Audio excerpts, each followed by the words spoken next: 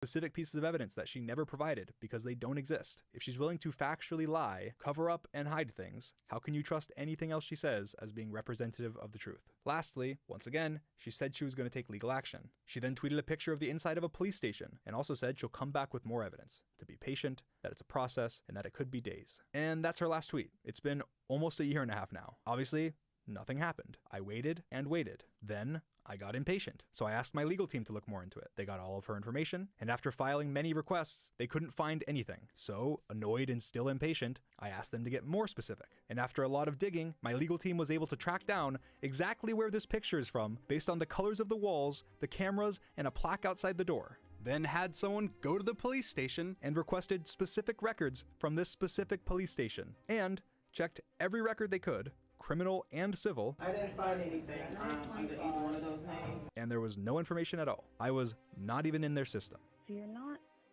listed in my system at all. So if you want to believe everything she said, you have to believe either one of these two things. Either one, she lied, this photo is fake, she never filed anything, and if she's lying about that, why would she not be lying about literally everything else? Or two, the picture is real, and whatever story she told didn't even meet the minimum required standard of proof to file a single piece of paperwork that my legal team could find in over a year and a half. I also sent a photocopy of my driver's license identification to this specific police station, a copy of Amanda's information, and let them know I was happy to answer any questions. To which, again, nothing ever happened. Not a single question, there was not a single case, accusation, or anything substantial enough to even have me in any system. And inevitably, when after this video, she makes another thread or another post reiterating the same lies that she has already said, or promising even more things that she never follows through on, go to the police or sue me. The standard of proof for you suing me is only proving that it's more likely than not that you're telling the truth. 51%. Come take my money. But she won't. Because if she does, they're not going to treat it like it's Twitter. She's going to have to address all the lies. She's going to have to address all the inconsistencies. She's going to have to address her weird comments, her false promises, her character, and most importantly, be held accountable in her real life for what she's saying. This isn't online drama. This is real life stuff. There are real victims that have been manipulated, abused, and taken advantage of.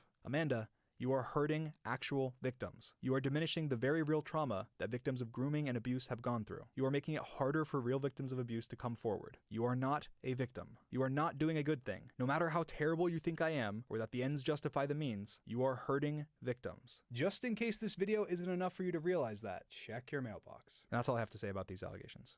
Now, before continuing with other stuff, I want to talk a little bit about what happened after these allegations. After these allegations and after my face reveal, I'll be honest, I lost a lot of motivation. I distanced myself from Minecraft, and I even thought about quitting and retiring. Of course, it was pretty scary, and I just wanted to be able to upload Minecraft videos and have fun with my friends without worrying about people trying to ruin my life or attack my family or make up lies about me. And after all the swatting and doxing and fake allegations, it really just felt not worth it anymore. But also, I had basically been stuck inside for the majority of the last 4 years, so I just thought I'd step back for a little bit. I traveled with my friends. I met a lot of creators for the first time. I worked on music, had my tour, and really just stepped back from my online life. And I feel like during this time, I really disappointed a lot of my friends and their fans as a result. I didn't spend as much time on the finale of the Dream SMP as I should have. I wasn't good at communicating about anything, really, including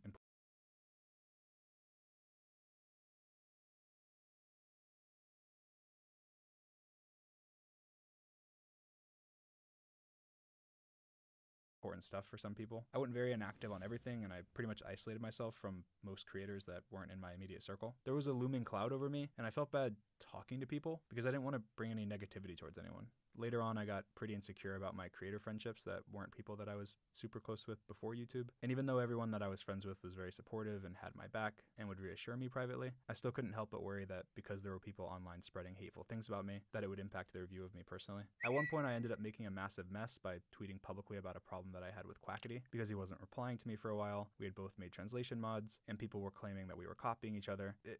It was just a mess. I was 100% wrong with taking anything public. Anything that can be handled in private should be handled in private, and I've always had that belief. So the way that I handled it was totally screwed up even by my own standards. It was completely driven by fear and insecurity over my friendships, and it was not something that Quackity deserved at all. If Quackity didn't want to reply to me about it or wanted to ignore it, that was entirely within his right to do, especially given the awkward circumstances of everything. I'm extremely proud of everything Quackity has done with his project, the QSMP, and genuinely he did it way better than I ever could have. It's incredible, and everyone really should go check it out. I should have focused completely on the good that came from it all and not let myself get stuck on trying to work something out as friends when he seemed perfectly fine working on his own thing with his own community. Again, there's a lot of things that can explain my mindset, but at the end of the day, I'm sorry to Quackity and his community for creating unnecessary drama, and I hope that people can try and understand my mindset, where I was coming from, and that even if it doesn't seem like it, it's all from a place of love and care for my friends and the community. It was just an emotional time and I made a mistake. After that, obviously even more time passed, and again, there was nothing new with the allegation. There was no updates. I talked to a lot of people for updated advice, lawyers, PR people, people with experience, and everyone told me that it's in my best interest to stay quiet. As time went on, I disagreed more and more and decided that I was going to respond against their advice. So during a live stream, I mentioned that I was going to respond soon and talked about the allegation a little bit. And of course, after this, clips of what I said were taken out of context. People were spreading far and wide that I admitted to grooming, and a lot of other really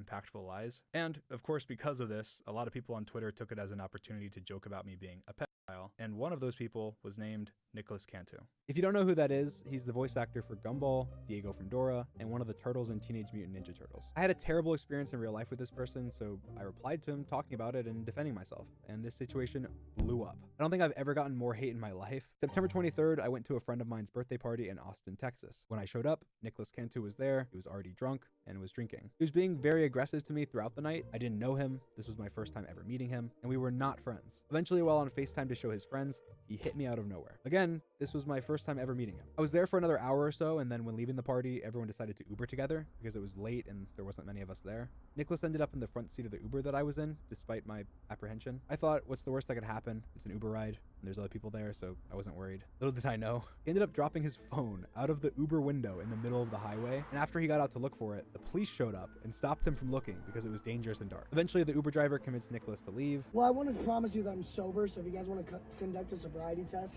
Hey, look, hey, we're about to head out. And after we left, the Uber driver was trying to give advice to Nicholas on the police, telling him that he could have been arrested, and Nicholas did not like what he had to say. You're retarded, you're f***ing Down syndrome, I don't give a how far did you go in your education?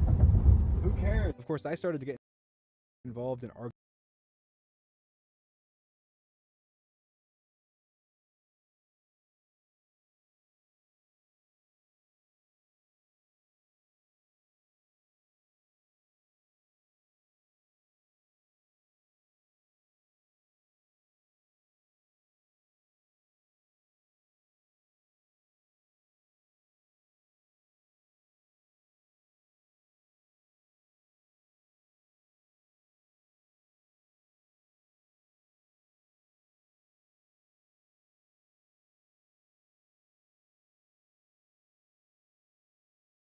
Hey.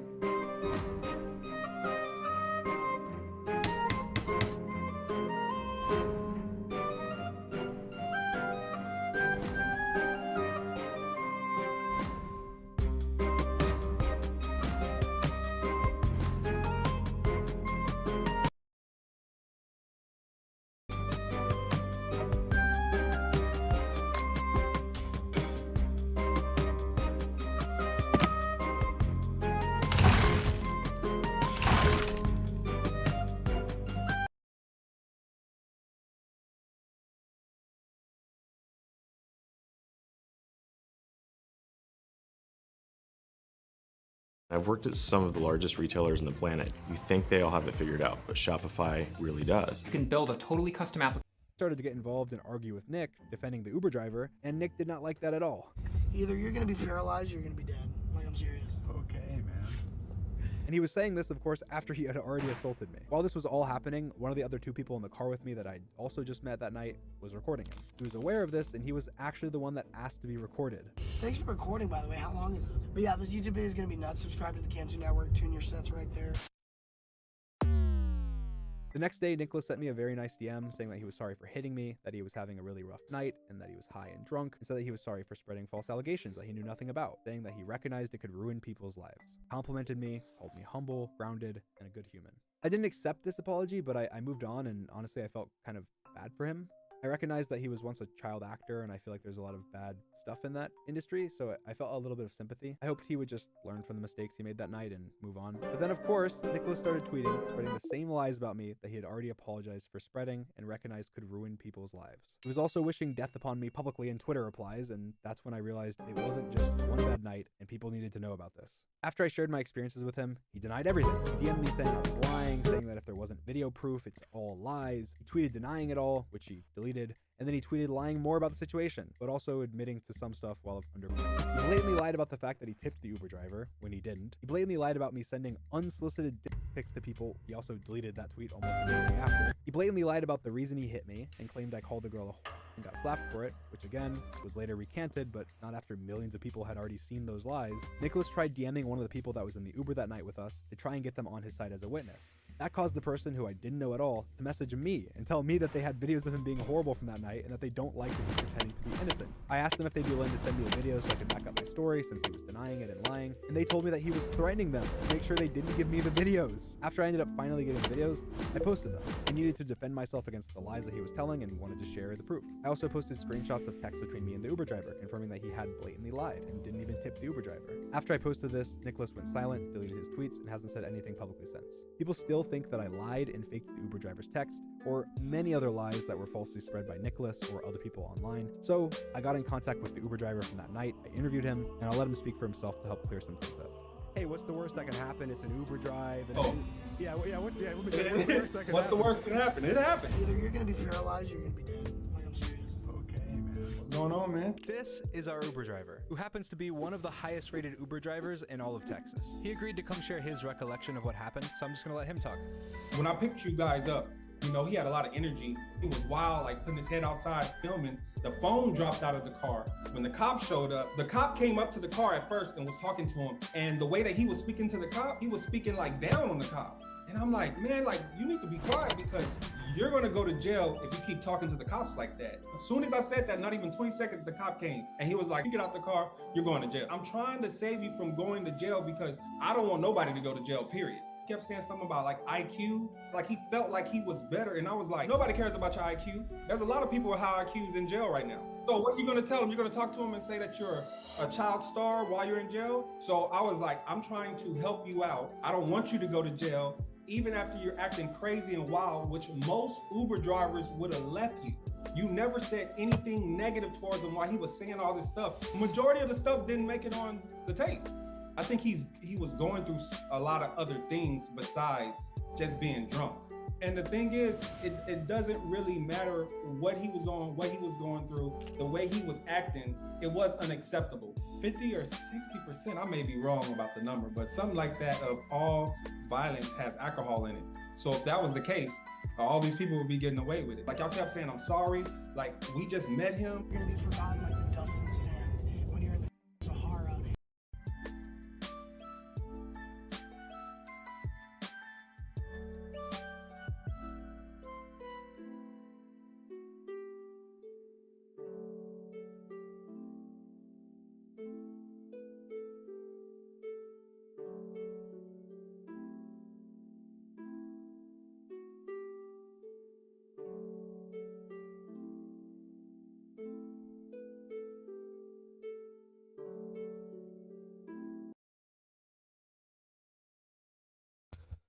Oh my god.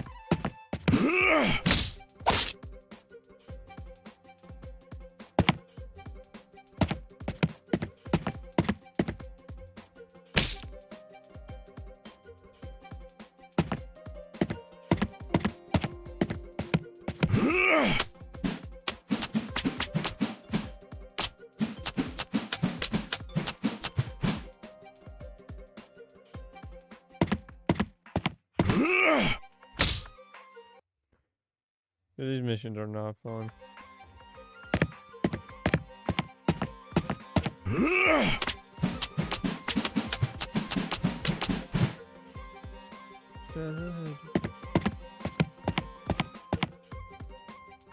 I didn't jump.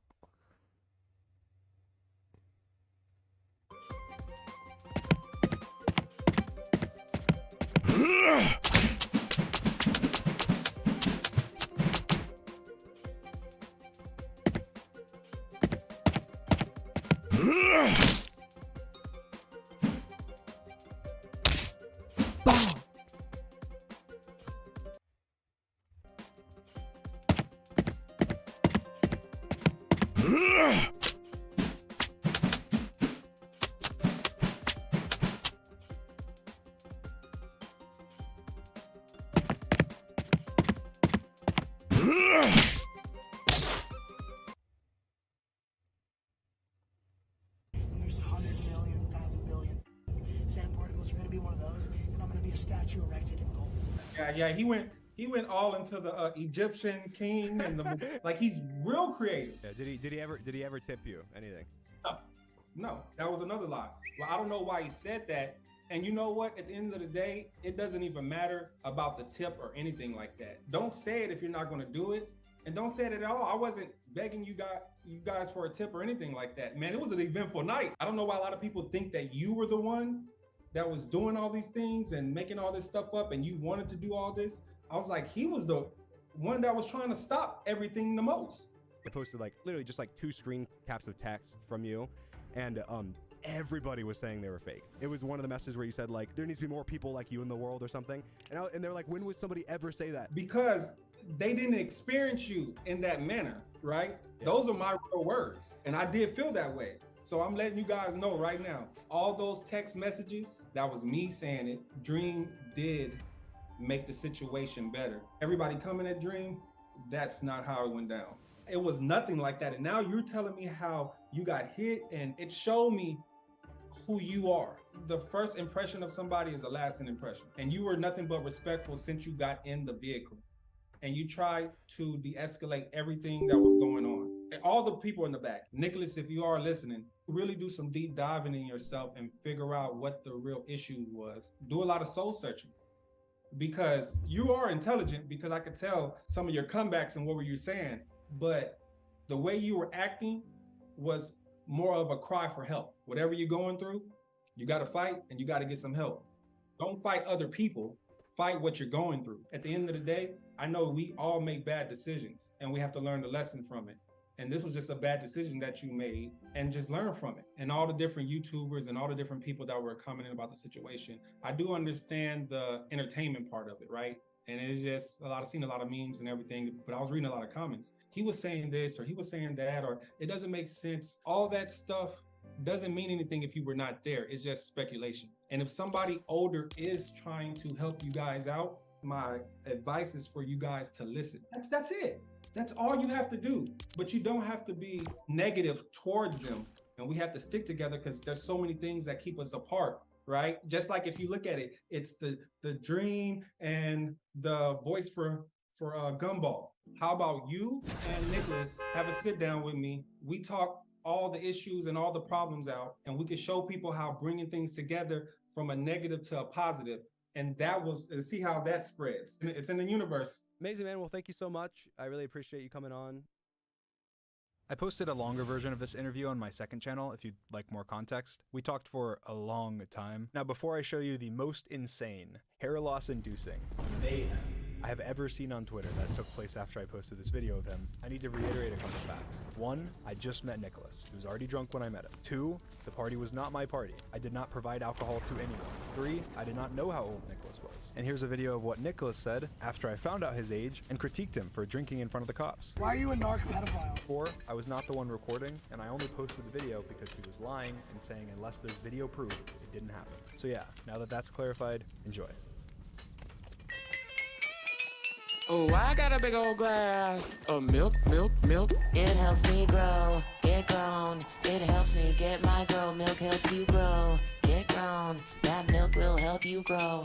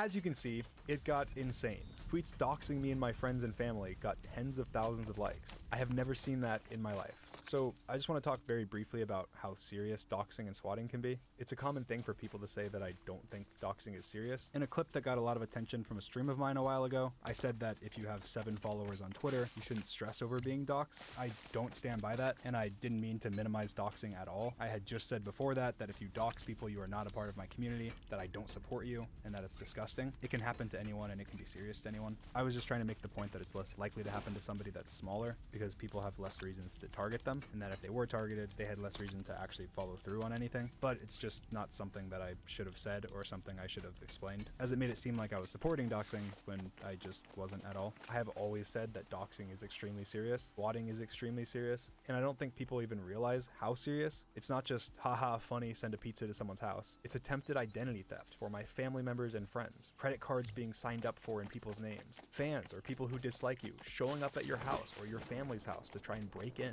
trackers being put on your family members' cars, people showing up at your little sister's job, SWAT teams being called to you in your family members' houses, bomb threats and the FBI having to make sure you're okay, people calling your 80-year-old grandma pretending to be you and terrorizing her. That's all stuff that has happened to me, my family, and my friends. They're not hypotheticals. This isn't just that you don't like Dream. It's not just me whose life you're putting at risk and who you're harassing. You're going after an 80-year-old woman who has done nothing to you. It's not just me you're hurting when you make up lies or spread horrible things. It's the 50 employees I have, who also have families and lives. It's all of my friends and anyone that's ever been associated with me. My family, my grandparents, and most importantly, actual victims who have gone through traumatic things. And that's not even talking about the stuff that hasn't happened to me, but has happened to other people. Pets and people being shot by police officers during swattings. People breaking in with a gun to kill a YouTuber they don't like. It's incredibly serious, and it's not okay. That wasn't even the end of the craziness, though. That was the beginning. Because then, during the midst of all the Nicholas drama, someone tweeted out this, accusing me of sexting a 16/17-year-old girl named Jamie. Because I was currently the internet punching bag, and it was proof that the punching was justifiable, it was spread very quickly, without a lot of questions being asked. Before I break it down, I want to immediately say that this is not true. I did not groom anyone, I did not groom Jamie, and I would never be inappropriate with someone underage. When they posted this allegation, attached was a video that, of course, went viral. It was a video from another phone of a Snapchat being opened, supposedly from Dream, that had moaning in the background and a very sexual caption. This is the clip in its entirety without audio.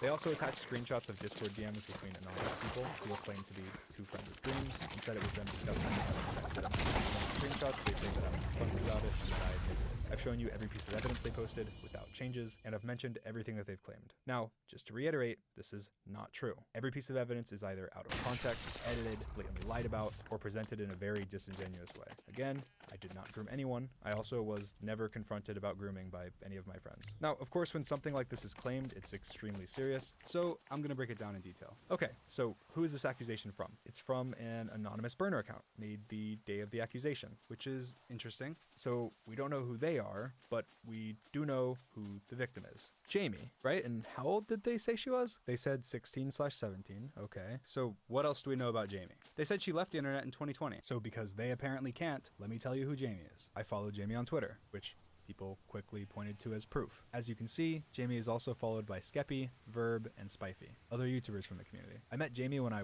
wasn't even a YouTuber. I had just posted my first ever YouTube video less than a month before. I had less than 100 followers on Twitter the month that I met her. I made a lot of friends around this time because I wasn't a big creator and I was part of a lot of online communities as a fan. She played on Bad Boy Halo's Minecraft server and was a fan of Skeppy. I was trying to grow and make connections, and I had pretty much just made my Twitter account, so I made a lot of friends. Many people from this time I'm still friends with to this day. People claiming that me following her is proof that I sexed underage fans or groomed her at all is ridiculous. These claims are completely false. They were right about her age. She's 21 now, so she would have been around 17 4 years ago. That's about the only correct thing they said this entire time. Like, remember they said she quit the internet in 2020 as a convenient way to excuse any questions about her? Well, she didn't. She liked a tweet from last month, actively tweeted all of 2022, and she changed her bio and Twitter account name when this happened, just wanting to be left alone? That's interesting.